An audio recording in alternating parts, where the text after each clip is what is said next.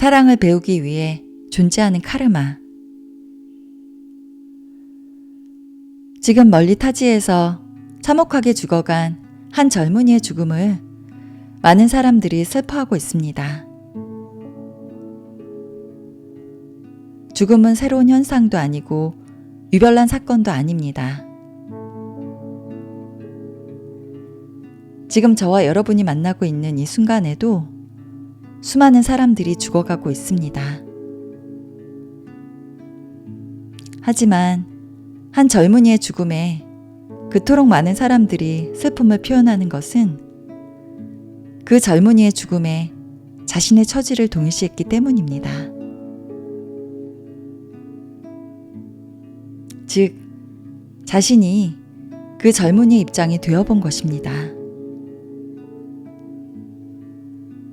그래서 그 젊은이의 좌절과 비애를 함께 느꼈고 그 젊은이의 고통과 공포를 같이 느꼈던 것입니다. 만일 진정 여러분이 죽음 자체에 대해서 슬퍼한다면 우리는 매 순간마다 슬퍼해야 합니다. 죽음은 매 순간마다 일어나고 있습니다. 그러나 어느 누구도 순간순간 남들의 죽음을 자신과 동일시하는 사람은 없습니다. 어떤 여인이 애지중지하던 자식을 잃자 울부짖으며 부처님을 찾아가 눈물로 호소했습니다.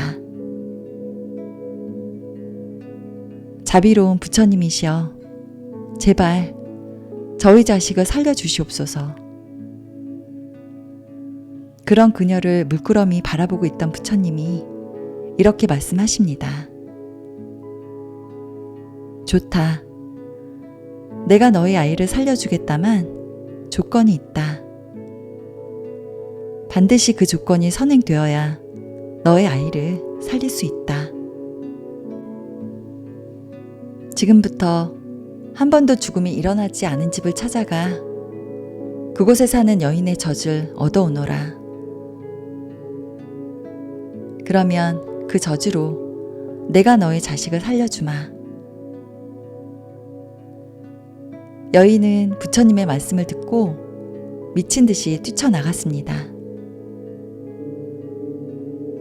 이곳 저곳 온 동네를 다니며 한 번도 죽음에 일어나지 않은 집을 찾아다녔지만 죽음을 경험하지 않은 집은 없었습니다.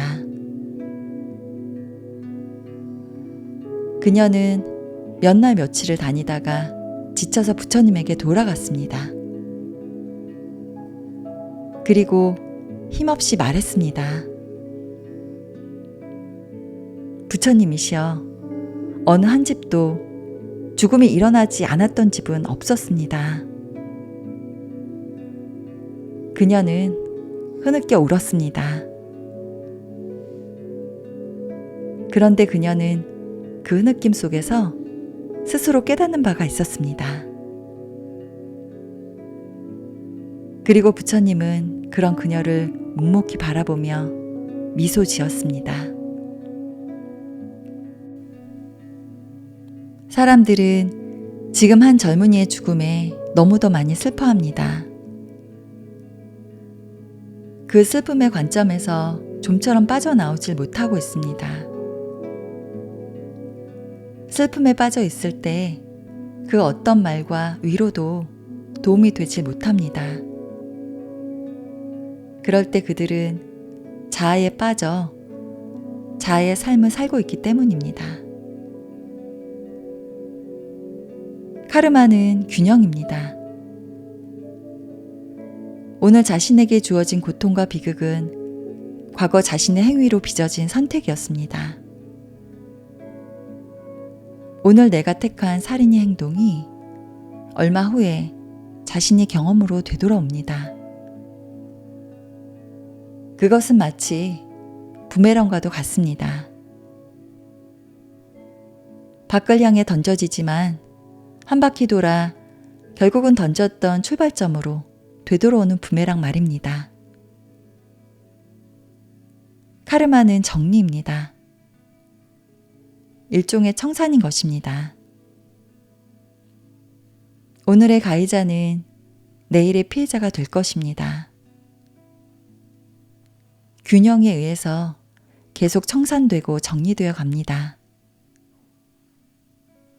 그러나 그 피해자는 내일의 또 다른 가해자가 되지는 않을 것입니다. 인과의 법칙, 즉 카르마의 법칙은 복수를 위해서 존재하는 것이 아니라 사랑을 배우기 위해서 존재하는 것이기 때문입니다.